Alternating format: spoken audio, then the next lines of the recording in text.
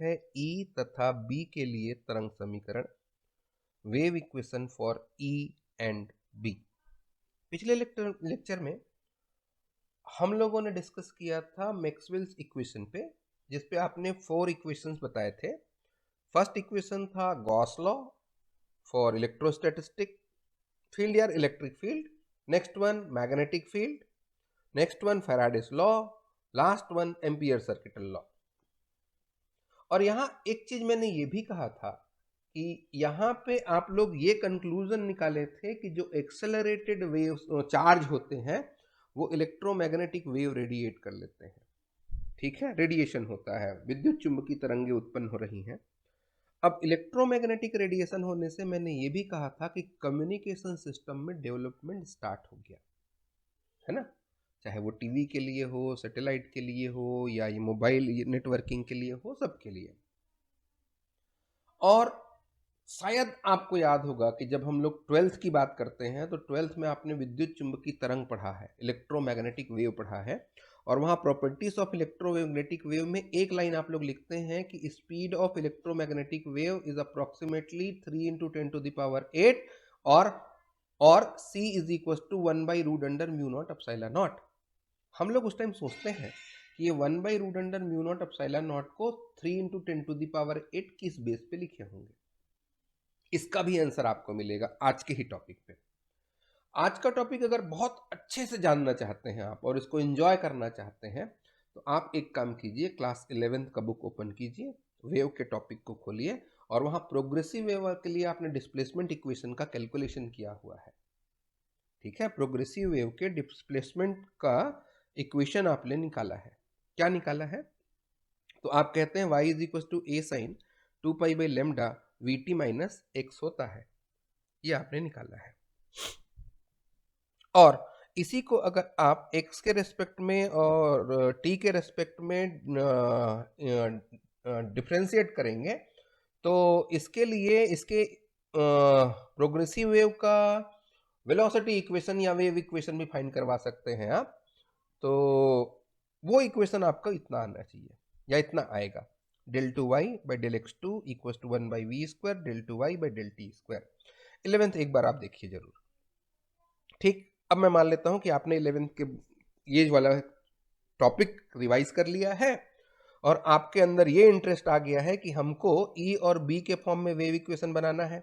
दूसरा, हमको पता करना है कि c इज इक्वल टू 1/√μ0ε0 कैसे आया, और आया भी तो ये जो इलेक्ट्रिक और मैग्नेटिक की जो प्रॉपर्टी थी मैग्नेटिज्म की, उसको c के टर्म पे कैसे लिख दिया, है ना।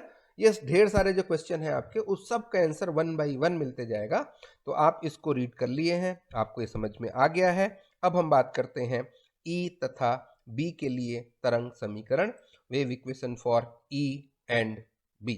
चलिए, सबसे पहले मैं ये कहूंगा कि अगर हम लोग बात करें किसी निर्वात की, वैक्यूम की या मुक्त आकाश की, वैक्यूम ऐसा होता है जहां पर के लिए आप कहते हैं वहां कोई चार्ज नहीं होता, वहां कंडक्टिविटी नहीं होती, कंडक्शन करंट की वैल्यू 0 होती है। मुक्त आकाश या निर्वात कहने का मतलब क्या, तो आप बताइएगा जहां कोई आवेश नहीं होता और जहां धारा उपस्थित नहीं होती, कंडक्शन करंट 0 होता है या कंडक्टिविटी सिग्मा की वैल्यू 0 होती है। ठीक है, और ये 0 मतलब करंट की वैल्यू 0। क्लियर? कोई चार्ज नहीं होता, कोई कंडक्टिंग करंट नहीं होता है, उसको हम लोग फ्री आकाश कहेंगे। ठीक है, वैक्यूम या फ्री स्पेस कह सकते हैं। अब अगर मैं कहूं कि Q की वैल्यू 0 है, मैं कहता हूं यहां Q की वैल्यू अगर 0 है तो मैं ये भी कहूंगा कि सिग्मा जो वॉल्यूम चार्ज डेंसिटी है इसका वैल्यू भी 0 आएगा। यहां तक क्लियर है बात? अब चलिए हम लोग अपने मैक्सवेल इक्वेशन की बात करते हैं। पहला नंबर का इक्वेशन था डाइवर्जेंस E इक्वल्स टू ρ/ε0। अगर रो की वैल्यू 0 कर देंगे for free space, for vacuum, तो आपका पहला इक्वेशन हो जाएगा डाइवर्जेंस E इक्वल्स टू 0। आगे गए, सेकेंड वन की बात करते हैं। सेकेंड तो यही है, divergence B equals to 0। Third equation की बात करें, curl E equals to del B/del T, curl E equals to del B/del T। Last equation आएगा वहां, यहाँ कंडक्शन करंट नहीं है, कंडक्शन करंट नहीं है, इसलिए करंट डेंसिटी की जो वैल्यू है, कंडक्टिंग करंट है, उसको जीरो कर देंगे और ये जो डिस्प्लेसमेंट करंट वाला टर्म था ये हो जाएगा curl B equal to mu naught epsilon naught del E by del T. ये है आपके 4 मैक्सवेल्स इक्वेशन। कहाँ के लिए, कहाँ के लिए? इस वैक्यूम के लिए, निर्वात के लिए या मुक्त आकाश के लिए आपके मैक्सवेल के 4 इक्वेशन ये हैं। क्लियर है बात? यहां तक आपको समझ में आ गया? चलिए अब एक एक करके इसको सॉल्व करते हैं। सबसे पहले आप अपना इक्वेशन नंबर 3 देखिए, ये सॉरी मैक्सवेल का थर्ड इक्वेशन देखिए। From the Maxwell's third equation curl E equal to minus del B by del T होता है। अब इसके दोनों साइड कर्ल ले लेते हैं। कर्ल मतलब क्या? ये जो ऑपरेटर लिया है इसको मल्टीप्लाई में लिखते हैं तो कर्ल होता है, डॉट में लिखते हैं तो डाइवर्जेंस होता है, और बिना किसी साइन के लिख देते हैं तो ग्रेडियंट बोलते हैं। याद है आपको? तो यहाँ लिखिए आप, ये जो समीकरण लिया है आपने ना, ये थर्ड वाला जो समीकरण लिया है, इसके दोनों साइड कर्ल ले लीजिए। तो अगर कर्ल लेंगे, अगर कर्ल लेंगे, अच्छा ये नेगेटिव होता है ना, अगर कर्ल लेंगे, अगर कर्ल लेंगे तो ये कितना आएगा? Curl curl E equal to minus curl del B by del T. कर्ल के लिए डेल ऑपरेटर के साथ multiply, curl E equal minus curl del B by del T, ये आएगा। हो गया? अब यहां देखिए ये 3 वेक्टर हैं और उनका क्रॉस प्रोडक्ट है। ये कर्ल एक वेक्टर है, क्रॉस वेक्टर, क्रॉस वेक्टर। तो ये अगर ऐसा है तो इसको इस तरीके से आप लिखते हैं। क्या लिखा आपने? ये ऑपरेटर डेल ऑपरेटर है, del dot E minus del operator dot del operator E. Clear है? तो इसकी जगह ये जो आपने इक्वेशन लिखा है, इसके जगह पे इस वैल्यू को सब्स्टिट्यूट कर दीजिए। तो जब सब्स्टिट्यूट करेंगे आप तो यहां क्या बचेगा? देखिए यहां बचा डेल ऑपरेटर और डेल डॉट ई। देखिए डेल डॉट ई कहां है? डेल डॉट ई कहने का मतलब क्या है? डेल डॉट ई का मतलब क्या बोलते हैं आप इसको? डाइवर्जेंस ई। क्या बोलते हैं इसको? डाइवर्जेंस ई। अब ये डाइवर्जेंस ई इक्वेशन नंबर 1 पे जाके देखिए तो इसकी जगह क्या लिखेंगे आप? सॉरी, डाइवर्जेंस की जगह क्या लिखेंगे आप? 0 माइनस माइनस यहाँ डेल डॉट डेल है, क्या हो जाएगा? Del square E equal minus del by del T curl B. ये डेल बाई डेल टी को बाहर निकाल दिए, कर्ल को अंदर लेके चले गए। यहां तक पहुंच गए? आपकी डाउट हो रहा है? यहां देखिए ये वाला फॉर्मूले से यहां पे सब्स्टिट्यूट किया और ये डेल डॉट ई की वैल्यू यानी कि डाइवर्जेंस ई की जो वैल्यू है इक्वेशन नंबर 1 से, मैक्सवेल का इक्वेशन नंबर 1 कहता है del dot E equal to 0, यानी कि डाइवर्जेंस ई की वैल्यू 0। किसके लिए? वैक्यूम के लिए। तो यहाँ 0 कर दिया आपने, और ये वेक्टर का डॉट प्रोडक्ट है सेम का, तो ये डेल स्क्वायर ई हो गया इक्वल, यहाँ पे डेल ऑपरेटर को अंदर लेके चले गए तो ये डेल क्रॉस बी यानी कि कर्ल लिए हैं, दोनों साइड में कर्ल लिए थे आप, कर्ल लिए हैं दोनों साइड में, तो ये कितना हो जाएगा? बी आ गया। क्लियर है बात? यहां तक क्लियर है? अब एक काम करते हैं, अपने फोर्थ इक्वेशन को देखते हैं। फोर्थ इक्वेशन कहते हैं कर्ल बी की वैल्यू आप ये लिख सकते हैं। देखिए भाई ये है कर्ल बी, ये कर्ल बी है, और फोर्थ इक्वेशन से ये कर्ल बी की जगह mu naught epsilon naught del E by del T लिखिए, ऐसा बोल रहे हैं। तो अगर लिखें ये कितना हो जाएगा? ये तो 0 गायब है, minus minus del square E equal minus del by del T, और इस कर्ल बी का वैल्यू समीकरण नंबर 4 से ये है, कितना है? ये है mu naught epsilon naught del E by del T. Clear हो गया? अब इस डेल ऑपरेटर को अंदर ले चलते हैं, तो यहां से ये माइनस साइन और ये वाला माइनस साइन गायब हुआ, तो del square E equal to mu naught epsilon naught del two E by del T 2। ये है आपका इक्वेशन नंबर 1। किसके टर्म पे निकाला आपने वेव इक्वेशन को? ई के टर्म पे। ठीक, आपका जो वेव इक्वेशन है ये ई के टर्म पे है। अब एक काम करते हैं, फोर्थ इक्वेशन के दोनों साइड कर्ल ले लेते हैं। चौथे इक्वेशन के दोनों साइड में कर्ल लीजिए।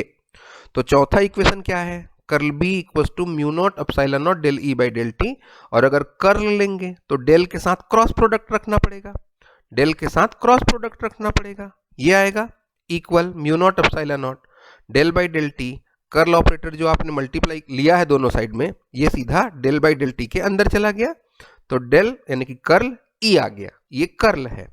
इसके लिए फॉर्मूला आप जानते हैं, इसके लिए फॉर्मूला क्या कहता है, ये कहता है, ठीक है। और आप सेकंड इक्वेशन को देखिए तो डाइवर्जेंस बी की वैल्यू कितना लिखते हैं, 0, डाइवर्जेंस बी की वैल्यू कितना लिखते हैं, 0, तो ये डेल 0 और डेल डॉट डेल कितना हो जाएगा, डेल स्क्वायर, और ये बी, मतलब मैं कह रहा हूं आपको इसकी वैल्यू को मैंने रखा, और मैक्सवेल के इक्वेशन से हम जानते हैं डेल बी की वैल्यू 0 है, तो ये टर्म पूरा 0 और ये डेल स्क्वायर बी, आपके पास ये रिजल्ट आया। अब क्या करें, अब एक काम करते हैं, आप मैक्सवेल के इक्वेशन 3 की बात कीजिए, वहां आपने पढ़ा था ये जो वैल्यू है कर्ल ई का, ये minus del B by del t के इक्वल होता है।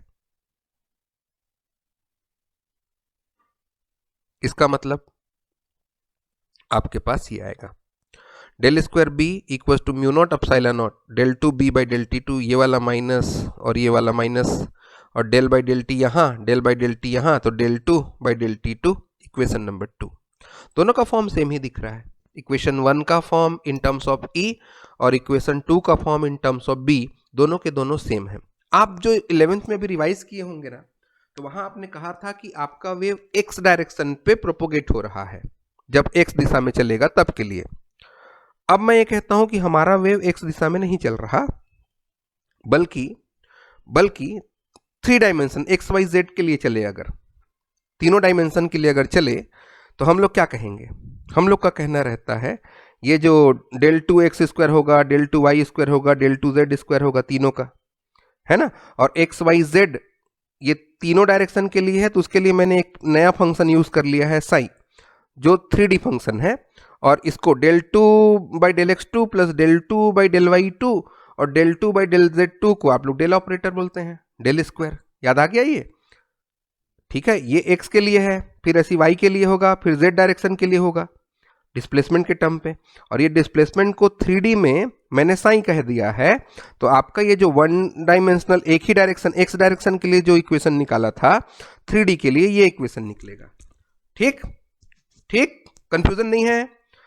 यहां साई मैंने क्या लिया है, 3D वेव अगर है 3D डायरेक्शन में एक्स वाई जेड में मूव कर रहा है, तो साई मैंने डिस्प्लेसमेंट की बात की है, और यहां पे 3D होगा तो कितना होगा, इसकी जगह ये del two y by del x two की जगह क्या लिखेंगे आप, del two psi by del x two plus del two psi by del Y two plus del two psi by del Z two, psi बाहर निकालेंगे, अंदर क्या लिखेंगे, del two by del x two plus del two by del Y two plus del two by del Z two, और sign equal to ये इतना 1 by v square del two psi by del t two.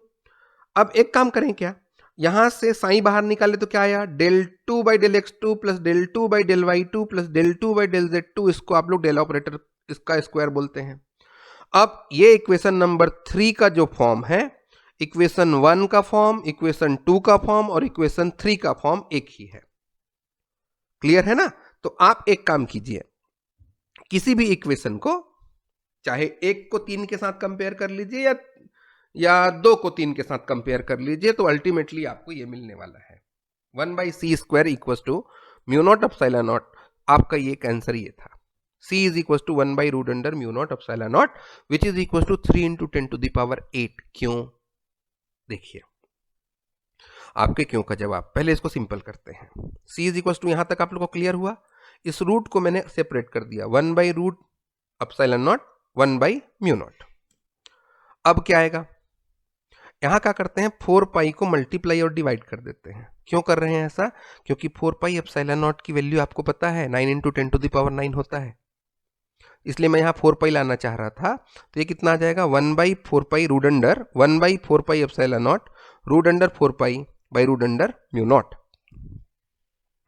अब यहाँ 1 by 4 pi epsilon not की value होता है 9 into 10 to the power 9 newton metre square पर coulomb square, ठीक है। और इसी तरीके से अगर म्यू नॉट की बात करें which is permeability of the vacuum है, तो ये होता है 4 पाई 10 टू द पावर -7। मैग्नेटिज्म में इस वैल्यू को आपने देखा है कई बार, न्यूटन पर एम्पियर स्क्वायर। क्लियर है? इन दोनों वैल्यू को अपने इस समीकरण पे रखिए। तो किसका वैल्यू रख देते हैं? इनकी वैल्यू रख देते हैं। क्या आएगा? देखिए 1/4 पाई एप्सिलॉन नॉट की value 9 into 10 to the power 9 रखना पड़ेगा रूट अंडर में। फिर यहाँ root 4 pi by root 4 pi into 10 to the power -7। ये रूट 4 पाई और ये 4 pi cancel, divided by 10 to the power -7 वाला केस बचा। तो ये ऊपर जाएगा तो कितना हो जाएगा? 9 into 10 to the power 9 into 10 to the power 7। कितना होगा ये? 9 into 10 to the power 16। Root से बाहर आएगा तो 9 का तो 3 हो जाएगा और 10 टू द पावर 16 है तो उसका 8 हो जाएगा। तो ये तो ठीक है, लेकिन आप बोलेंगे मीटर पर सेकंड कैसे लिख दिया आप, जबकि यूनिट तो एक ये था और एक यूनिट आप यूज कर रहे हैं इसको, तो कैसे? चलिए एक काम करें, क्या इसका यूनिट भी चेक करके देखते हैं मीटर पर सेकंड आता है कि नहीं। इसके लिए मैं इसी से एरिया को ले लेता हूं। यहां देखिए सी का वैल्यू निकाल रहे हैं आप। सी का वैल्यू कितना लेंगे? सी का वैल्यू कितना लेंगे? देखिए भाई 1/4 पाई एप्सिलॉन नॉट का यूनिट था newton metre square coulomb square. अब बताइए 4 पाई एप्सिलॉन नॉट का यूनिट क्या होगा? 4 पाई एप्सिलॉन नॉट का यूनिट क्या होगा? तो आप क्या बोलेंगे? इसका उल्टा, है ना, इसका उल्टा। तो इसके टर्म पे अगर बात करें, देखिए क्या मिलेगा आपको।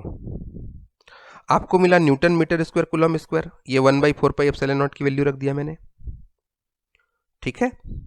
1/4 पाई एप्सिलॉन नॉट की वैल्यू रख दिया तो newton metre square coulomb square. 4 pi तो कांस्टेंट, इसका कोई यूनिट नहीं होता, और इसका म्यू नॉट का यूनिट आपने कहा है न्यूटन एम्पियर स्क्वायर। यहां तक कहीं कोई डाउट? 1/4 पाई एप्सिलॉन नॉट का यूनिट न्यूटन मीटर स्क्वायर पर कूलम स्क्वायर होता है, ठीक। और म्यू नॉट का जो परमिएबिलिटी है उसका यूनिट मैंने न्यूटन पर एम्पियर स्क्वायर कहा है, तो ये आ गया। अब इसको मैं इजी करता हूं। कैसे इजी करूं? दोनों को रूट के अंदर ले लेते हैं, और जैसे ही लिया मैंने न्यूटन को भगा दिया। ये देखिए न्यूटन कैंसिल। अब उसके बाद अगर आगे सॉल्व करते हैं, इसको आगे सॉल्व करते हैं, तो यहां देखिए ये एम्पियर ऊपर चला जाएगा और ये कूलम स्क्वायर नीचे आ जाएगा। ये M square divided by C square divided by 1 divided by A square है, ये ऊपर गया तो क्या हो जाएगा? A square M square by C square हुआ। क्लियर है बात? क्लियर है बात? अब यहां देखिए ए बाई सी नाम सुना कभी?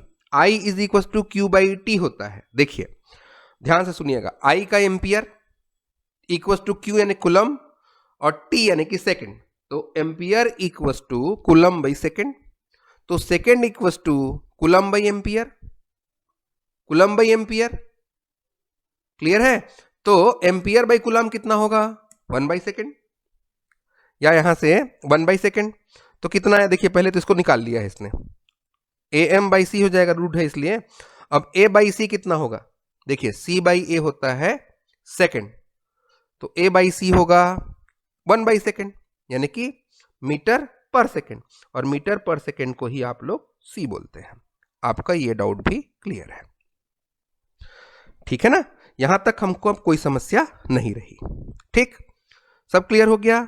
पूरे इक्वेशन क्लियर है, और ये सी की वैल्यू आपने निकाल दिया है। डिफरेंशियल इक्वेशन वेव इक्वेशन भी पता कर लिया आपने in terms of E, in terms of B. और अगर आपको बोले कि भाई c is equal to 3 into 10 to the power 8 दिखाना है, तो वो भी आप दिखा लिए, ठीक है। ये आपको e और b के टर्म पे या वेव इक्वेशन आपने निकाल लिया है, ठीक है। Thank you.